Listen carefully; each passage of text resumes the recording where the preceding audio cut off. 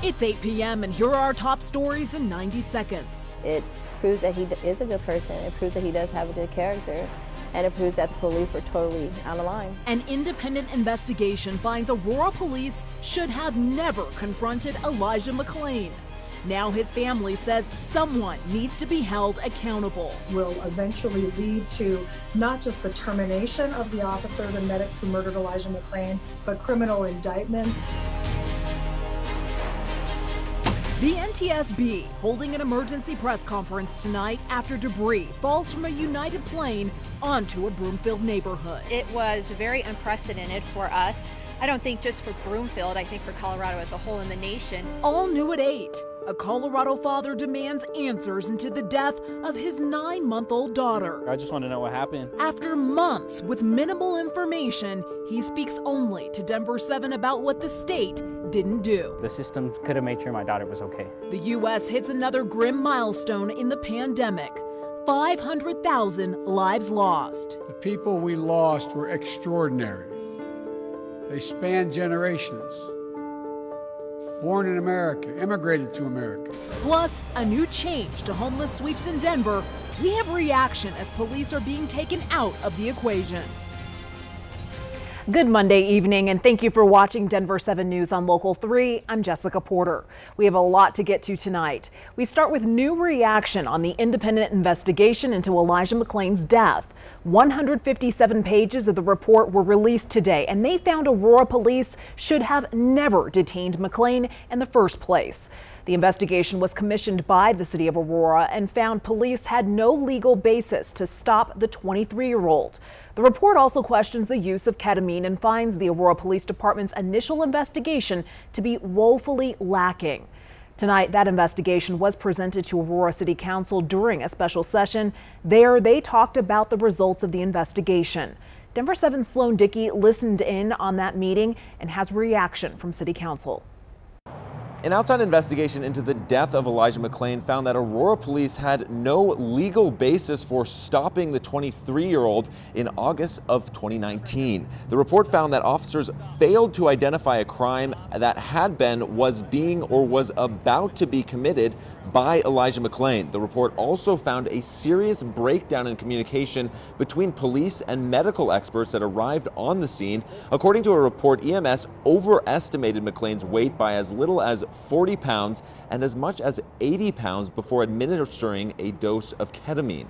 Ketamine has been temporarily banned in the city of Aurora since this investigation began, and Councilmember Allison Coombs tells us she now wants the drug to be permanently banned moving forward. I'm not concerned that there's some vast array of tools that were used and didn't work. In fact, there are many tools that could have been used and were not. And we need to be looking at those as sources of de-escalation, not drugging citizens for appearing uncooperative. Now, keep in mind, this investigation was not to determine violations by officers on the scene that day. It was strictly focused on city policy, training, and use of force supervision. Jessica? Sloan, thank you. Today we heard from both Elijah's mother and father about the investigation, and they say it proves their son was the victim, and they want accountability. It proves that he is a good person. It proves that he does have a good character. And it proves that the police were totally out of line. That it will eventually lead to not just the termination of the officers and medics who murdered Elijah McClain, but criminal indictments. I'm happy that somebody else sees that they got a problem in Aurora. A grand jury will ultimately decide whether this case is tried in a criminal court as well as a civil one. If indictments do come down, Ian Farrell with the University of Denver says this report could amount to a blueprint for prosecutors. Legally, what you need in order to stop someone is reasonable suspicion that a crime has been or is being committed. They said there was no reasonable suspicion to stop. They said there was no reasonable suspicion that he was armed and dangerous. Therefore, that they did not have authority to do a pat down. Right. So each of those things violates the federal constitution, the state constitution, and state statutory law. If they'd come up to him and said, "Hey, you okay?" and Elijah had said something like, I'm just walking home. Please leave me alone. And they went, all right, just checking on you. He just would have kept walking and he'd presumably still be alive. You'll find our extensive coverage of the Elijah McClain case and the multiple investigations into it on the denverchannel.com. New tonight at 8, the NTSB has released new pictures into its investigation of engine failure on a United Airlines flight that spewed debris all over Broomfield. Investigators shared these new pictures of the plane. You can see heavy damage to the engine and parts of the underside of the plane just ripped open. In a press conference tonight, the NTSB says they are looking at the cockpit voice recorder and flight data recorder. 2 fan blades were found fractured. 1 fan blade fractured at the root, which is where it joins into the hub, and the other adjacent blade was fractured at about mid-span. Now, one of the fan blades was found embedded in the engine containment ring. Hundreds of planes across the country are grounded. The FAA is calling for an investigation into every Boeing 777 with the same engine. Denver7's Patrick Perez has more on the immediate response Saturday in Broomfield. The police department here in Broomfield is about a fraction of the size of Denver's, and that excitement that we saw over the weekend, it's really rare for a place with just about 70,000 people. So when they saw that smoke in the sky, that debris falling down on Saturday, that small police department was about to get overwhelmed.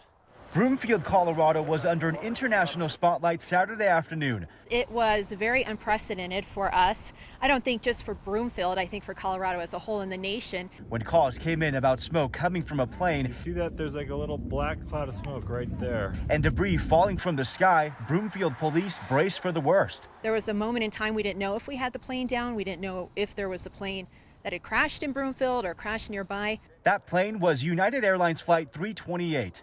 A Boeing 777 on its way from DIA to Honolulu when an explosion in its right engine sent debris flying everywhere. Our dispatchers were understandably overwhelmed very quickly with the amount of 911 calls coming in. 911, are you calling about the airplane incident? Yes, we got debris falling everywhere. Yeah, we're getting a ton of calls. Most of that debris fell at Commons Park. It's where officers spent a lot of the weekend picking up parts. Dozens of calls from others nearby made it clear the debris field was at least a mile wide. We really appreciate the enthusiasm from our community. Everybody's really been trying to help. The department is storing them at its headquarters before turning them over to the NTSB. You can still call Broomfield police if you find large pieces of debris like these, but if you find like a bolt or a screw, you're welcome to keep them.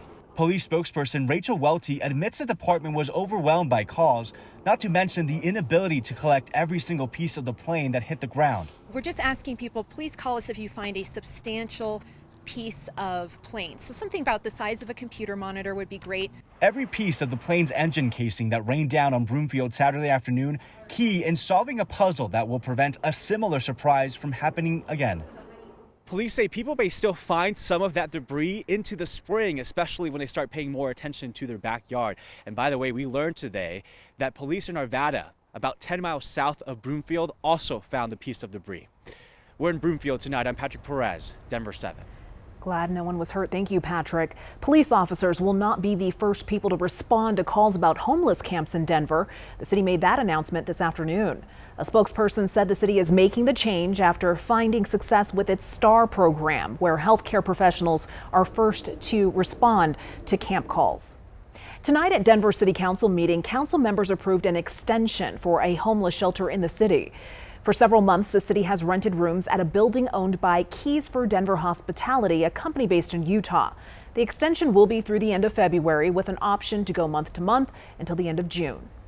Also at tonight's Denver City Council meeting, Mayor Michael Hancock and Councilman Christopher Herndon issued a proposal to celebrate Juneteenth as an official holiday in Denver.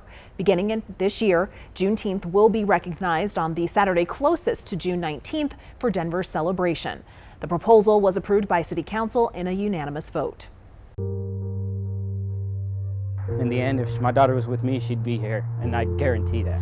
A little baby girl taken far too soon. Like, I just want to know what happened. After months of the unknown, this father is now demanding answers. You want justice. I want justice for my daughter.